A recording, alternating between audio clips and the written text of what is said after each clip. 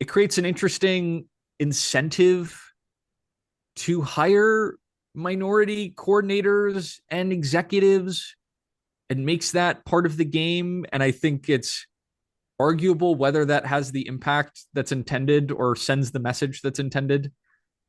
But that's the outcome of that. I'm sure you have thoughts on that as well.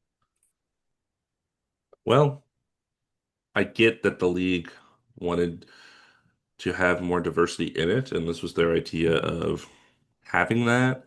It's weird to require, I think, minority coaching and GM and etc. interviews because I feel like you should just hire the most qualified candidate, regardless of what that person's, background is. And you can kind of just say, I think I'm going to hire, this guy or this guy, but I guess I'll throw that guy and that guy in there to follow the Rooney Rule just to make sure I, cross my T's and dot my I's. I'll make sure to include those people too.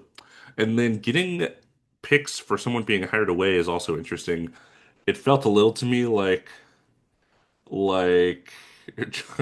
like slave trade.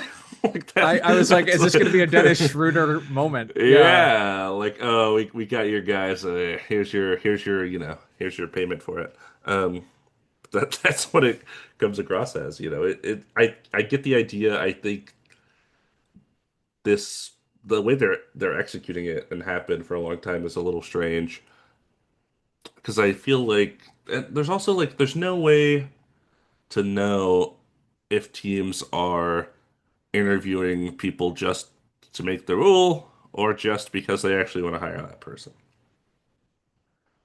Yeah, I think there's a number of cases that are pretty obvious examples of interviewing to satisfy this rule. I agree with you. And I think probably the idea, the optimistic view, I don't disagree that it's weird to provide like compensation for losing coaches of a certain background. When you say slave trade, I actually see that a lot more than I did before you said it. But I think the idea is you developed a minority coach who then was able to he was granted additional opportunities. And so as a result, this is like a reward, but it's just so strange. It's Hmm. harder and harder to defend the more you think about it. Not that I was already sitting here like, yeah, this is a great system. I think it's, I think the concern becomes if you don't have the Rooney rule, those coaches just don't get interviewed and don't get hired at all.